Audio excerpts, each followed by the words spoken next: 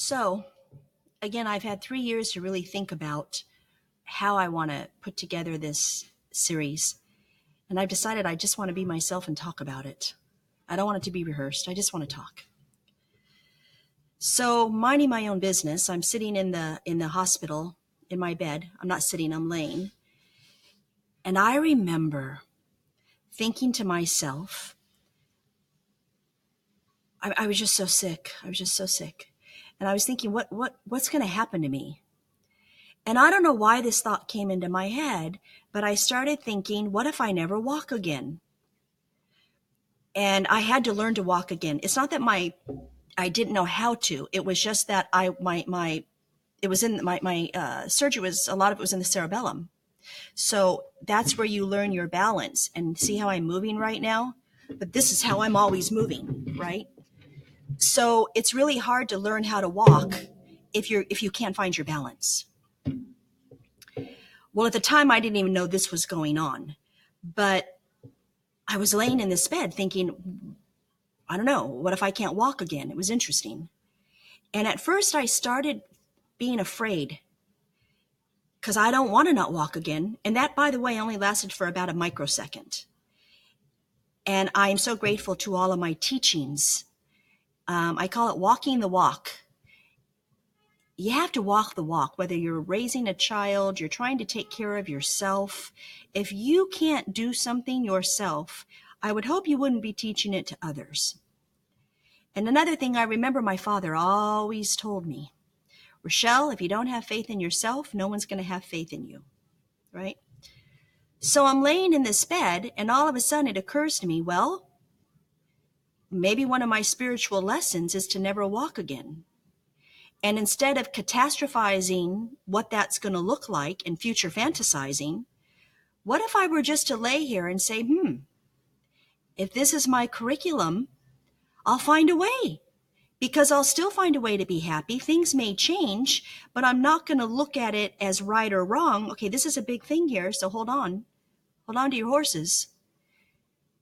We humans tend to judge everything. I've done it myself. I still do it, and I work on it, but thank goodness not as much as I used to. And we don't like when things go wrong.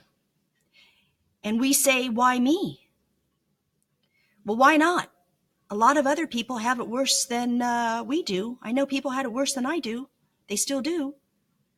And if we are all one part of this world, why is it I? I like this whole I am thing because you're taking personal responsibility for yourself when you're changing. But what I'm not real excited about is what about we are? We are all together. We are all created equal. We are all one. If one person can change themselves, then our world will change. It starts with you first.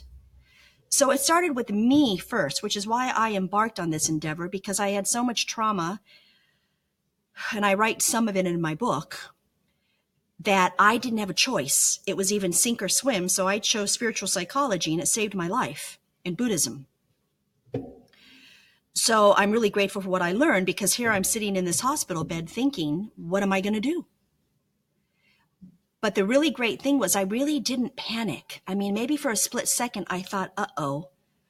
But I didn't panic. The first place I went to, and this is from my teachings and from practice, this stuff takes practice. You don't just snap your fingers and learn it overnight. It takes practice.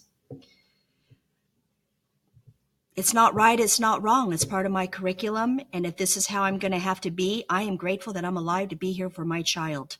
Because guess what? My child can pick up the phone and call me. She can sit in front of me. I can fly and see her or wherever she is in the world. Maybe I'm in a wheelchair, but I still can think. I can talk. I'm alive. And if this is the way it's going to have to be, then I'm not going to catastrophize it. I'm just going to move on. And I felt at peace. And it is something that I've also had to do. When I was, when I got out of the hospital, I had a wheelchair because it was hard for me to move around. And that was part of my lesson. Then I got a walker.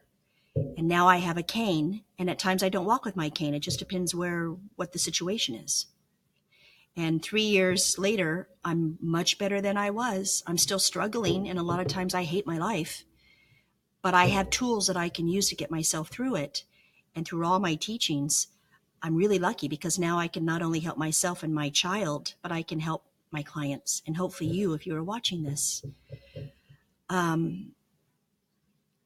It's been rough, but you have to choose if you want to catastrophize your thoughts or you're going to just accept what's going on. And sometimes when things aren't good, we just have to accept that we don't feel good and make it okay. We just have to make it okay. And when you do that, then you're not fighting.